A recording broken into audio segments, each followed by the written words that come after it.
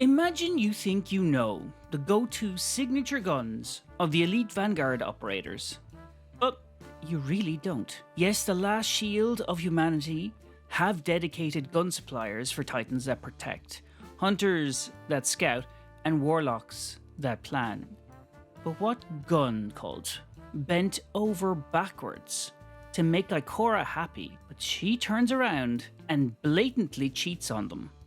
What guns did Crow use to try and atone for the sins of his former identity, Uldren Sov? And what OG sword is Shaxx's signature weapon made from the remains of hive gods that sometimes sits on his back?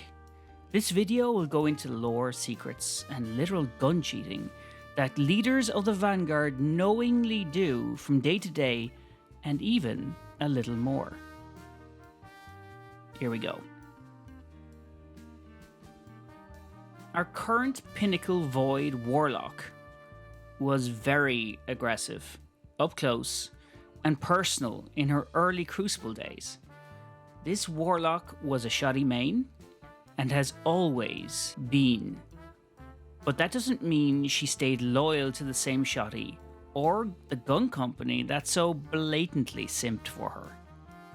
For the longest time, the gun foundry Cassoid made guns for Ikora Ray. They made ships for Ikora Ray, in the form of Ikora's Resolve, which I think she smashed into the Pale Heart, proving once and for all that Ikora has always been a really crap pilot.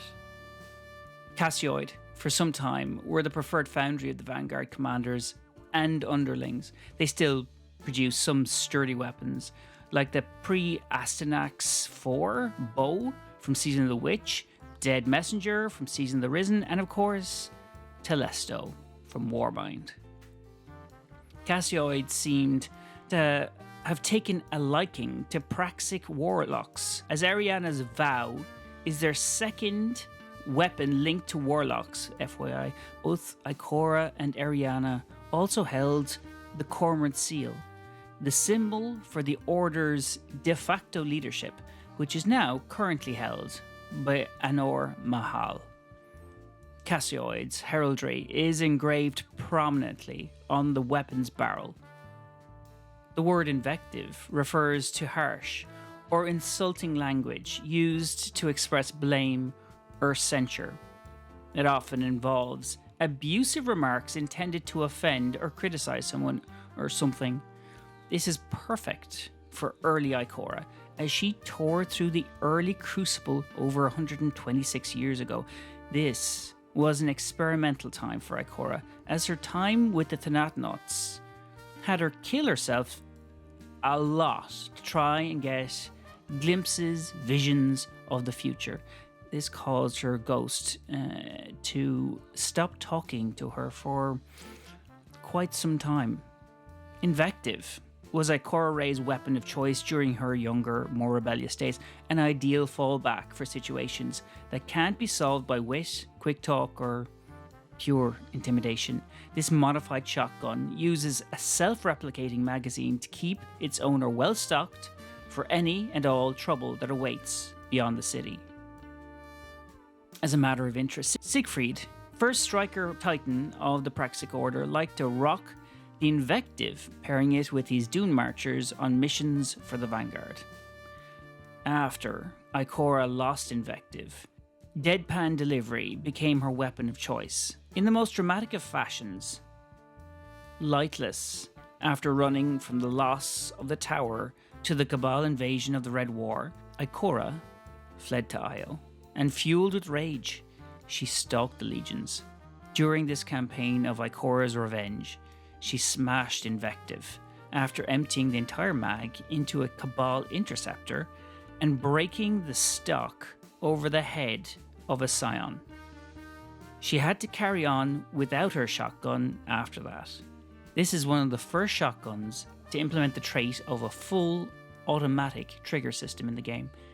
All other shotguns with the same feature, such as for Horseman, and legendary tier weapons with the randomly generated trait full auto trigger system, most likely have said trait descended from Invective.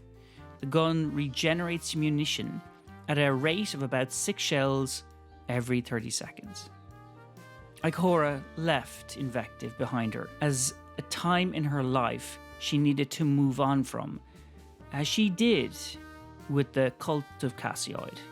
She needed to shed this emotional, impulsive, and aggressive side and lay it behind her to embrace her leadership roles in the Vanguard. She found new faith, replacing Cassoid with another Last City weapon foundry that were just as mysterious. Nadir. Nadir weapons generally follow a naming scheme consisting of a scientific term followed by a 3-letter alpha code, like the Impulse ESC. They also make several weapons obtainable as Crucible rewards. Nadir are now the go-to Vanguard weapon supplier and manufacturer, and you will know them from the 120 RPM Solar Strand GL, Wicked Sister, an absolute Crucible hero, the Kinetic Solar Legendary Sidearm, the Heliocentric QSQ, the 120 Stasis Primary Hand Cannon, Legendary, something new, and the Showrunner, which is a legendary submachine gun kinetic, which bears the Vanguard branding. By the way, if you want to see more videos like this, I'd ask to subscribe to the channel, as it gets tougher these days to keep providing Destiny content, taking the kind of time and effort that I really need to put into these lore videos. But anyway, on to the big blue fisty guy. On the face of it, Zavala is a straight shooter, honor-bound, and loose when it comes to gun loyalty. His love of an arc striker titan was clear to everyone, and you can see it synergize when he occasionally has his late-night rendezvous with Thunderlord, as seen from the Anna Bray Warmind comics from a few years ago. You would have seen Zavala rock the Vanguard branded precision frame kinetic auto rifle origin story, which is pretty common. You can also be forgiven for maybe not remembering the 600 RPM kinetic Fabian strategy as a Titan exclusive exotic auto rifle introduced in The Taken King, and it was Zavala's weapon of choice from the OG Destiny days, but was lost during the Red War invasion. It could have been obtained by reaching rank 3 of Banshee 44's reputation system with the Titan and completing the Back in the Saddle quest. It featured a dual firing rate and combination of damage and defensive perks designed to serve the class's more upfront and aggressive combatants. In real life, the Fabian strategy is actually a military strategy used to avoid direct confrontation, focusing on attrition tactics and indirection. In one of the Warmind comics, Zavala can be seen using the Thunderlord 450 RPM arc exotic machine gun, as I said, which I thought was pretty neat. With the whole addition of bolt charge and barricade for Titans, I can see why anyone would be rocking Thunderlord, but Zavala was rocking it back in the OG Warmind days. Thunderlord was created by an unknown Titan during the Great Disaster. Also, 2 other machine guns just like it were forged, but they were lost after that battle. Zavala is seen throwing around Thunderlord during the Battle of Twilight Gap in the Warmind webcomic released way back when. What if I was to tell you that there was a massive mistake here, as Thunderlord was reported to be created during the Great Disaster on the Moon, which took place after the Great Battle of Twilight Gap. As mentioned earlier, Fourth Horseman is a fully automatic arc exotic shotgun that Zavala has been seen using during Season of the Worthy. The engraving on the Fourth Horseman depicts a grotesque rendering of a wrinkly Cabal face bearing its teeth. Post-Red War invasion of the Last City saw many weapons just disappear during and after the catastrophe. The Traveler sent visions to Crow to start his quest to find the hand cannon that had been transformed with paracausal abilities through the influence of the Great Machine.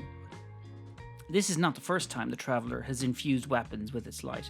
If you want to check out my other video on hidden gun foundries in Destiny 2, it contains Traveler's weapons, so link is in the top right hand corner. Hawkmoon was one of these light infused weapons. Hawkmoon is a kinetic primary ammo 140 RPM exotic hand cannon with hidden aim assist, zoom, recoil, and bounce intensity stats for the player. It was also the first exotic in D2 that had random rolls on the gun. Exotic shotty duality is unique among shotguns in that it has two firing modes. When in hip fire, it fires a pellet, and when aimed down sights, it fires a precision slug. The weapon also reloads all 6 bullets in a single reload animation, one of the most beautiful weapons, I think, in-game, not even talking about its ornaments. Crow rocked this when working for Spider, hunting down assailants for his former boss. You can read a story of this on the flavor text of Duality itself. During Season of the Hunt, he was wielding the Dreaming City Sword Abide the Return. This is a legendary solar sword introduced in Forsaken and reissued in Season of the Splicer. It was the sword he was using in Season of the Hunt when he saves Osiris. We see that Crow uses the kinetic 180 scout rifle called Tears of Contrition during the Season of the Haunted, during the Sever Shame and Sever Reconciliation missions. For those who don't know, contrition is the act of repenting for one's sins. Legendary 150 RPM kinetic hand cannon Dire Promise, commissioned by Dead Orbit, was wielded by Crow while fighting Guardian Siegfried. I found that reference on the Wild Hunt Mark set. Tallulah Fairwind was appointed by the Speaker as the first Hunter Vanguard. Known for her daring nature, she ultimately met her end at the hands of an Ahamkara. She rocked the Tyranny of Heaven, which is a solar combat bow, that she passed down to Caliban 8, who directly succeeded Fairwind as Hunter Vanguard. An Exo, Caliban 8, was infamous for his knives as a primary weapon, but also did use Fairwind's bow. Aparajita 4 served as Hunter Vanguard following Caliban 8, another Exo. Aparajita's fate remains kind of unclear, as there's no real records detailing what their weapon choices or associations were. She was followed by Kauko Swift River, who held the position of Hunter Vanguard after, declared missing and presumed dead. Following that, Andal Brask, who became Hunter Vanguard as he lost a bet to Cade 6. He was a sniper main, but apart from this image of his gun, it's never appeared within Destiny game itself.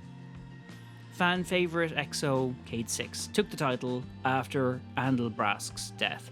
Cade wielded the exotic adaptive frame Ace of Spades, customised Tex Mechanica, hand cannon he had adjusted for himself by Banshee 44 in folklore.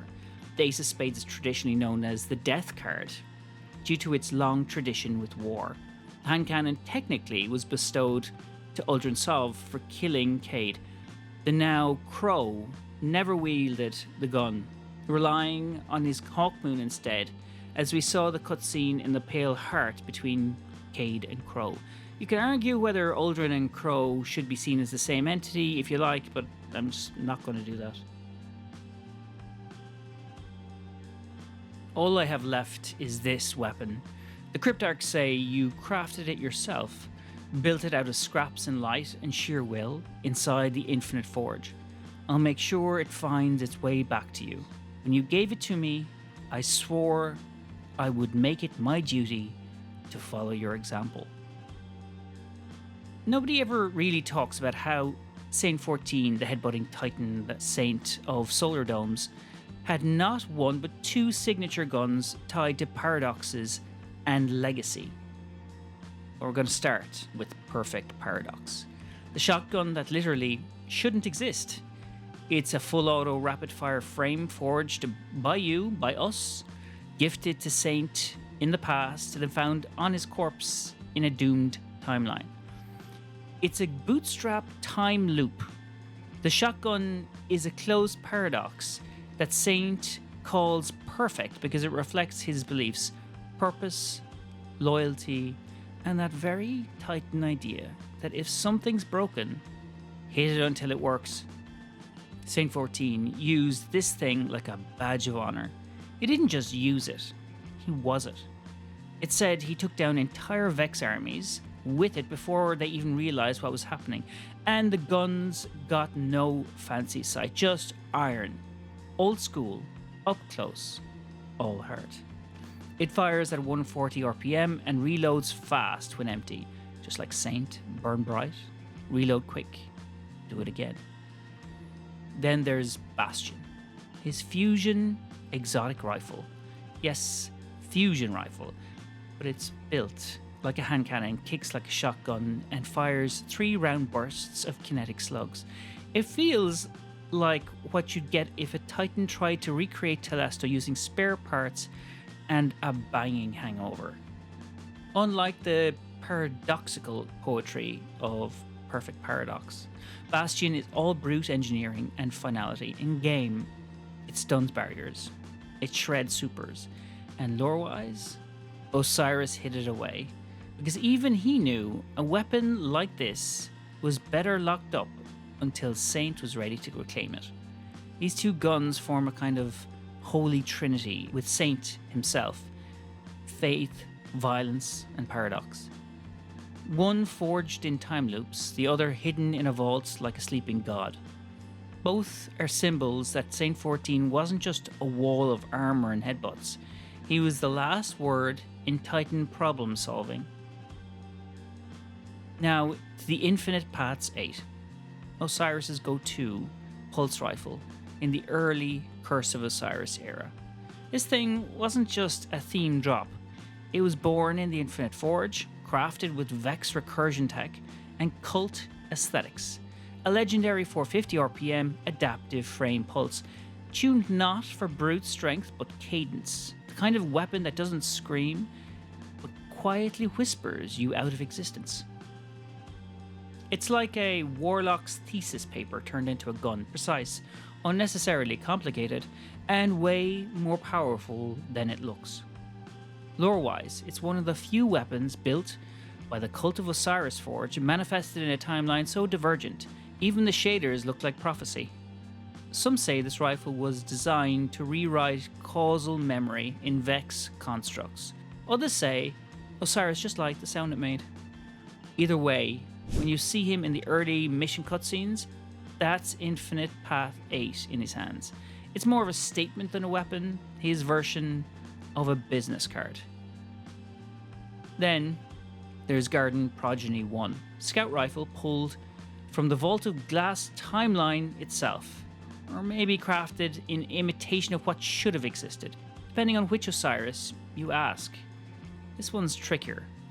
The weapon was only wielded briefly in the intro to Curse of Osiris, and its lore has the eerie "this should not exist" energy, a prototype, a paradox, a splinter pulled from the garden. Stat-wise, it's a 180 RPM scout rifle, but more importantly, it's Vex-coded. Literally. There's lore that implies it was used during temporal incursions, basically a paracausal circuit breaker for timelines that were getting out of hand. Thematically, Garden Progeny is perfect for Osiris. He's not interested in a clean kill. He's interested in rewriting the rules, which is why these guns matter. They weren't made for the Crucible. They were made for corridors of time, prophecy engines, and breaking simulations from the inside out. So while Saint 14 has Bastion, a chunky fusion too big to handle, Osiris carries weapons that question if the battle should even be happening at all. If Saint 14 punches time and Osiris bends it, Bray reverse engineers the damn thing and gives it a custom shader. Bray is the guardian who died and stayed dead for some time to most people. The one who modded her ghost, stitched Warmind code into her fashion sense, and then casually claimed a sidearm so cold it might actually give you emotional damage. Let's talk 18 Kelvins. This ain't no simple throwaway sidearm.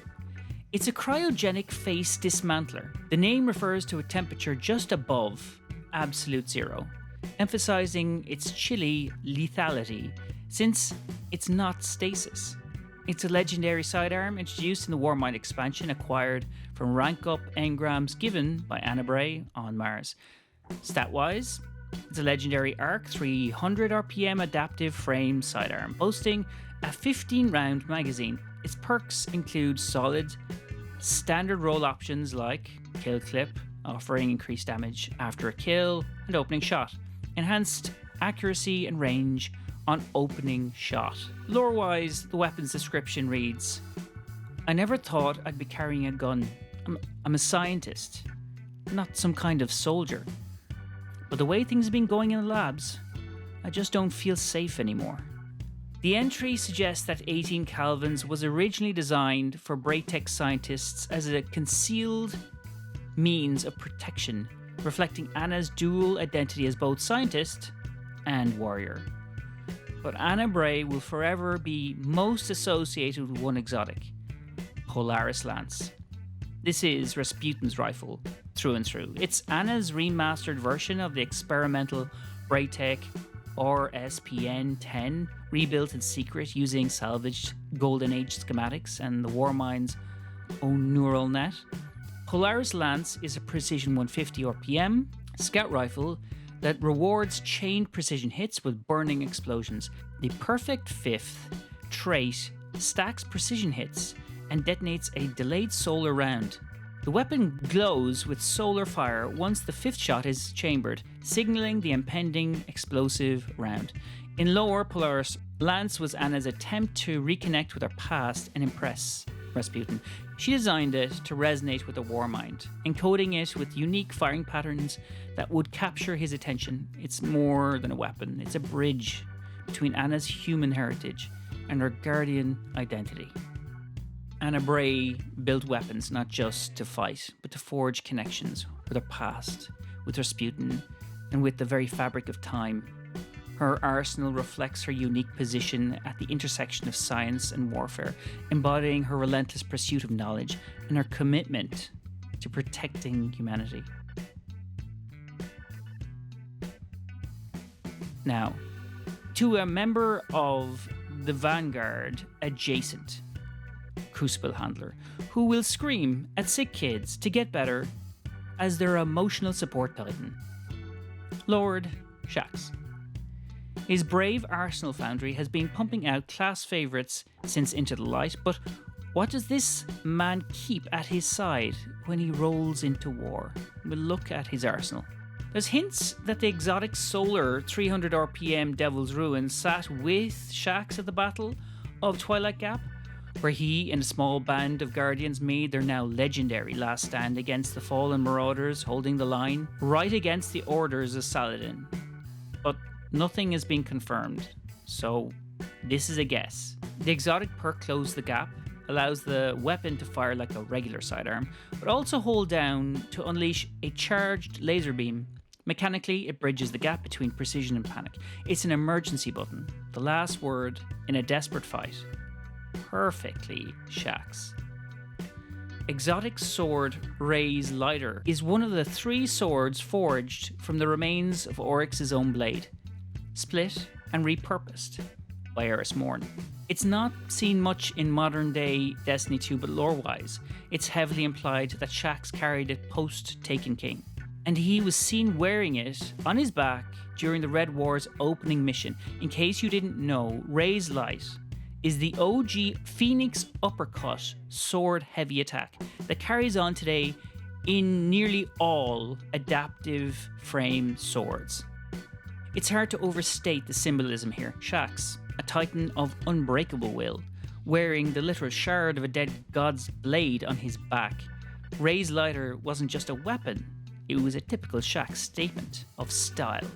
You can't scare me, I wear your nightmares. While part of his arsenal, I can't find anything to say he used the gun, but Shaxx did come up with the name Recluse, from a story a little girl told him about an itsy bitsy spider. A legendary Void 900 RPM submachine gun, this is a solid Crucible regular with a lightweight frame, built and rebuilt by the Weist gun foundry under the Crucible branding, and offered as part of his brave arsenal. What Shaxx keeps in his holster is really up for debate. I've seen it be named as the Not Forgotten hand cannon or Fatebringer, but nothing confirmed that I know of at least. If you know for sure what it is, let me know in the comments. The Titan Redrix is the best of them, and regarded as one of the best Crucible Guardians around.